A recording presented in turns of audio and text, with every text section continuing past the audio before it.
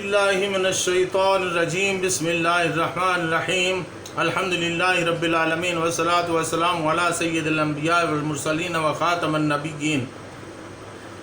معزز ناظرین، السلام علیکم ورحمۃ اللہ وبرکاتہ۔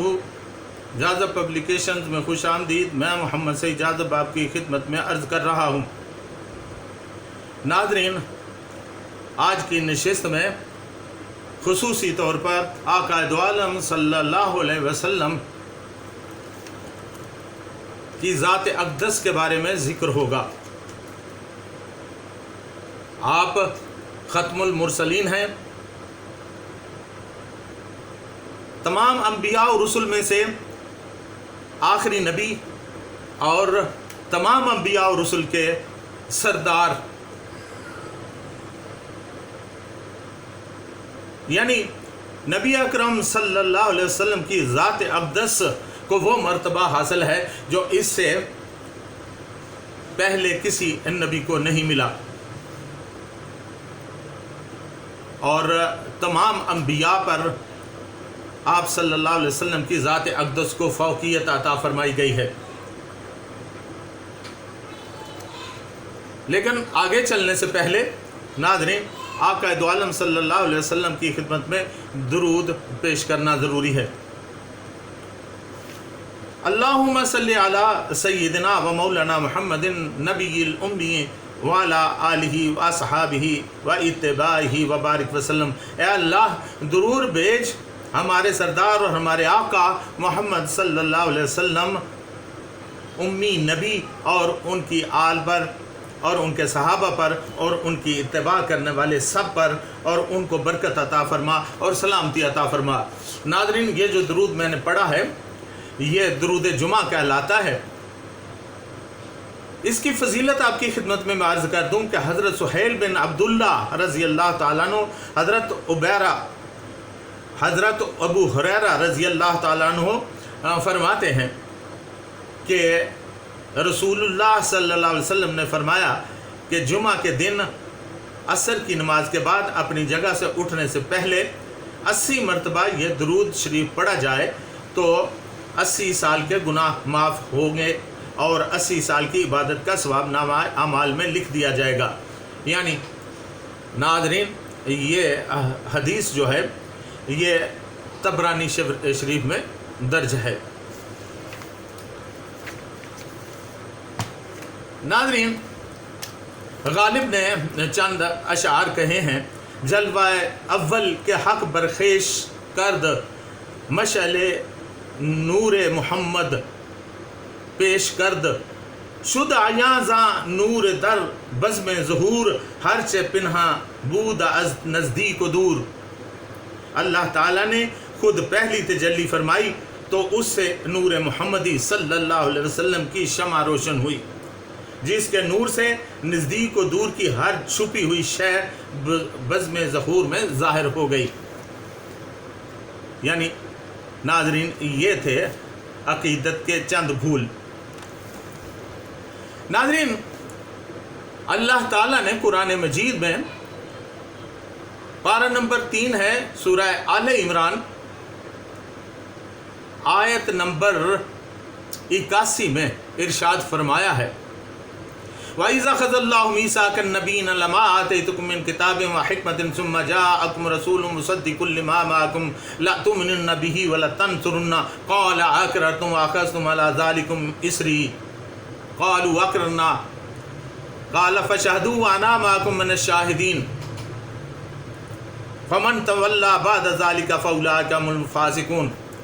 مطلب اس کا یہ ہے، اور یاد کرو جب اللہ تعالیٰ نے انبیاء سے پختہ وعدہ لیا، میثاق لیا کہ قسم ہے تمہیں اس کی جو دوں میں تم کو کتاب اور حکمت میں سے، پھر تمہارے پاس میرا ایک رسول تشریف لائے تو جو تمہارے پاس ہے تو تم ضرور ایمان لانا، جو تصدیق کرے اس کی بھی جو کہ تمہارے پاس ہے، اور تم اس پر ضرور ایمان لانا اور ضرور بس ضرور اس کی مدد بھی کرنا۔ اس کے بعد فرمایا کہ کیا تم اس بات کا اقرار کرتے ہو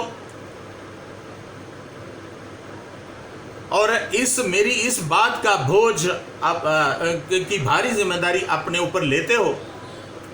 قالوا اقررنا، انہوں نے کہا کہ ہاں یا اللہ ہم اقرار کرتے ہیں۔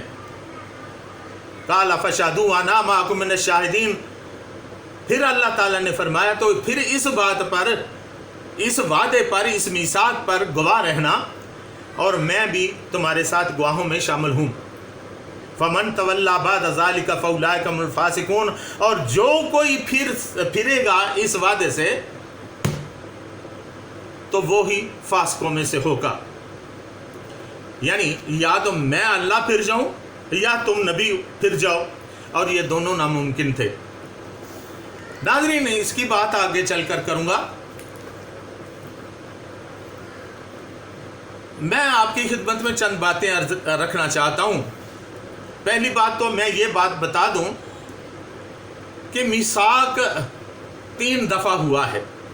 میثاق اور عہد میں ایک فرق ہے۔ عہد ہوتا ہے زبانی کلامی ایک دوسرے سے وعدہ کرنا، اس کی تحریر کوئی نہیں ہوتی، اور میثاق جس کو ایگریمنٹ کہتے ہیں اس کے لیے تحریر کا ہونا ضروری ہے، جو کسی مستند کاغذ پر ثبت کیا جاتا ہے اور پھر اس پہ گواہیاں بھی درج کی جاتی ہیں۔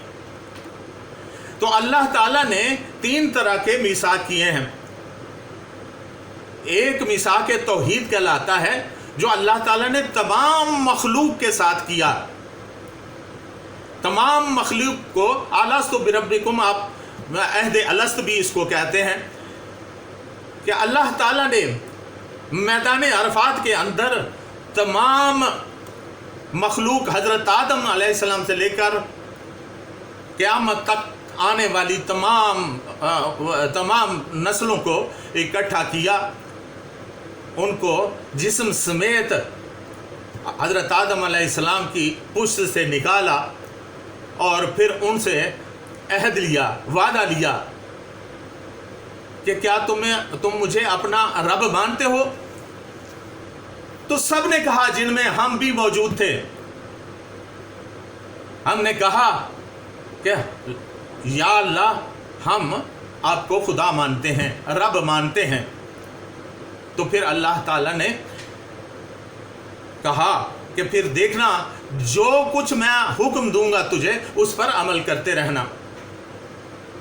اب یہ الگ بات ہے کہ ہم اس عہد کو کس حد تک نبھاتے ہیں، لیکن اس مجمع کے اندر سب ہی موجود تھے، جن میں انبیاء بھی شامل تھے، اور آقا صلی اللہ علیہ وسلم نے فرمایا کہ سب سے پہلے اقرار کرنے والا اور ہاں کرنے والا میں تھا، سب سے پہلے اس کی حامی میں نے بھری تھی۔ اس کے بعد دوسرا عہد انبیاء سے ہی لیا گیا، اس کے بارے میں بھی تفصیلاً پھر کبھی عرض کر دوں گا۔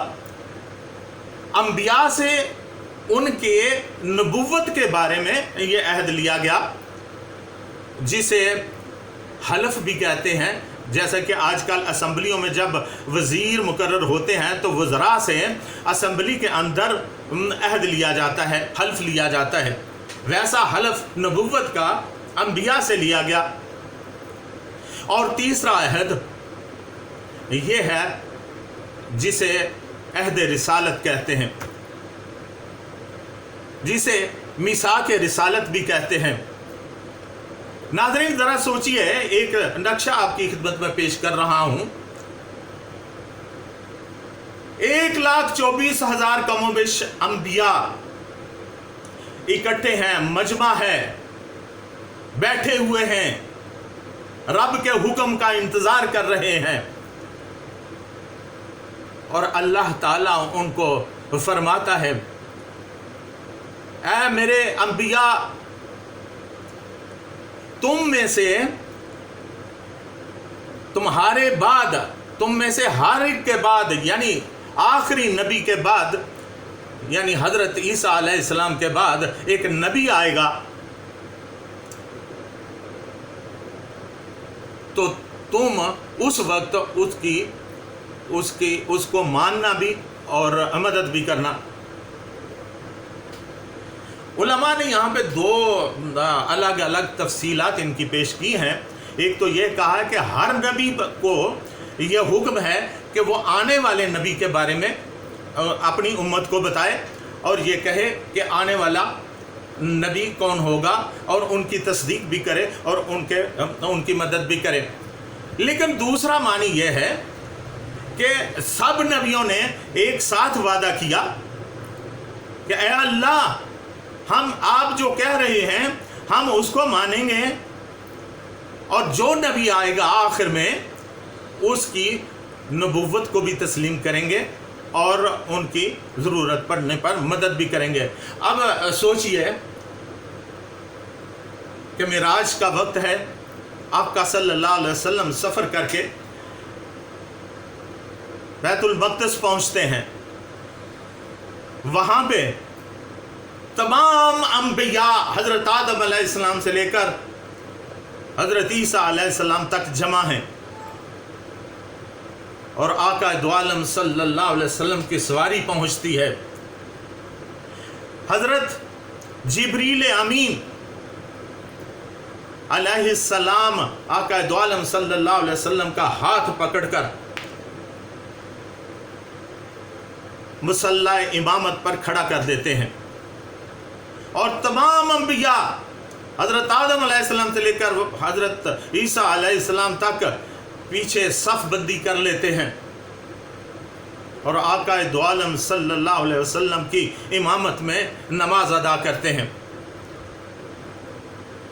وہ وعدہ جو اللہ تعالیٰ نے ارواح انبیاء سے لیا تھا وہ آج پورا ہوا۔ وہ اس وقت پورا ہوا جب کہ آقا دو عالم صلی اللہ علیہ وسلم معراج پر جا رہے تھے، اور یہ عملاً ثابت ہو گیا کہ انہوں نے آقا دو عالم صلی اللہ علیہ وسلم کی امامت کو قبول کیا ہے، انہوں نے آقا دو عالم صلی اللہ علیہ وسلم کی نبوت کو قبول کیا ہے، اور مدد تو اس طرح سے ہوئی۔ آپ سوچ لیجئے کہ جس وقت یہ عہد لیا گیا اس وقت کوئی نبی دنیا میں نہیں تھا، حضرت آدم بھی نہیں تھے، حضرت نوح بھی نہیں تھے، حضرت ابراہیم علیہ السلام بھی نہیں تھے، حضرت ان کے بعد آنے والے کوئی بھی نبی نہیں تھے، حضرت اسماعیل نہیں تھے، حضرت موسیٰ علیہ السلام نہیں تھے، حضرت عیسیٰ علیہ السلام نہیں تھے، کوئی بھی نہیں تھا۔ لیکن وعدہ ان سے لیا جاتا ہے کہ تم سب کے بعد جب ایک نبی ایسا آئے گا اور اس وقت تم ان کی نبوت کو تسلیم کرنا، اور اس وقت جب ضرورت پڑے تو ان کی مدد بھی کرنا۔ تو مدد یہ تھی کہ ہر آنے والے نبی نے آقا دو عالم صلی اللہ علیہ وسلم سے پہلے ہر آنے والے نبی نے اپنے تعلیمات میں اپنے امتیوں کو یہ بتا دیا کہ آخر میں ایک نبی ایسا آئے گا کہ اس کی شکل و شباہت ایسی ہوگی، اس کا چہرہ مورا ایسا ہوگا، اس کی چال ڈھال ایسی ہوگی، اور وہ کس طرح باتیں کرے گا، کس طرح امن و صداقت کا پیکر ہوگا، یہ ساری صفات وہ بیان کرتے چلے آئے۔ حضرت موسیٰ علیہ السلام نے بیان کیا، حضرت عیسیٰ علیہ السلام نے بیان کیا، حضرت ابراہیم علیہ السلام نے بیان کیا، حضرت نوح علیہ السلام نے بیان کیا۔ سب نبیوں نے اپنے اپنے صحائف میں، اپنی اپنی کتابوں میں، اپنی اپنی تعلیمات میں یہ بیان کیا، آقا دو عالم صلی اللہ علیہ وسلم کے آنے کی بشارت دی۔ یہی وہ مرتبہ ہے جو میرے آقا صلی اللہ علیہ وسلم کا ہے، یہی وہ بلندی ہے جو نبی اکرم صلی اللہ علیہ وسلم کو عطا ہوئی، یہی وہ رفع ذکر ہے، یہی وہ رفعت ہے جو آقا دو عالم صلی اللہ علیہ وسلم کو عطا ہوئی۔ آقا دو عالم صلی اللہ علیہ وسلم امام الانبیاء ہیں، خاتم الانبیاء ہیں، اور یہ خاصیت کسی اور کو حاصل نہیں۔ ختم کا مطلب ہوتا ہے مہر لگا دینا۔ آقا دو عالم صلی اللہ علیہ وسلم نے انبیاء آ کر تشریف لا کر انبیاء پر مہر لگا دی کہ اس کے بعد کوئی نبی ایسا نہیں آئے گا، کسی طرح کا بھی کوئی نبی نہیں آئے گا، میرے بعد نبوت کا دروازہ بند ہو گیا ہے، ہاں ہدایت کا رستہ جاری رہے گا، اور وہ میرے صحابہ اور اولیاء کرام، صوفیاء کرام اور بزرگان دین کی شکل میں یہ سلسلہ جاری رہے گا، تبلیغ جاری رہے گی، قیامت تک جاری رہے گی۔ تو آج اب آقا دو عالم صلی اللہ علیہ وسلم کی ذات اقدس پر لاکھوں کروڑوں اربوں بلکہ کھربوں اور اس سے بھی زیادہ درود و سلام آقا دو عالم صلی اللہ علیہ وسلم کی خدمت میں عقیدتیں نشاور کرتے ہیں۔ الہ العالمین آقا دو عالم صلی اللہ علیہ وسلم کی ذات اقدس کو مقام محمود پر پہنچا دے جس کا تو نے وعدہ کیا ہوا ہے۔ ان کے ذکر کو بلند سے بلند کرتا چلا جاتا ہے وہ رب کائنات جس نے آقا دو عالم صلی اللہ علیہ وسلم کو بھی پیدا کیا اور اس مخلوق کو بھی پیدا کیا۔ میں نے آقا دو عالم صلی اللہ علیہ وسلم کو کے پیدا ہونے کو پہلے رکھا ہے اور مخلوق کو بعد میں رکھا ہے، اس میں بھی راز ہے، پھر کبھی عرض کر دوں گا۔ آقا دو عالم صلی اللہ علیہ وسلم کی ذات اقدس میں ناچیز کا سلام پہنچے۔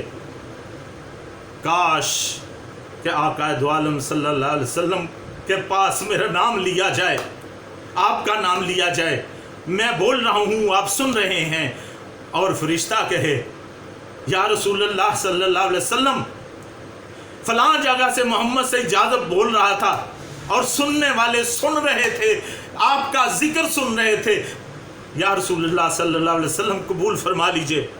اس کے ساتھ ہی اجازت چاہوں گا۔ وما علینا الا البلاغ المبین۔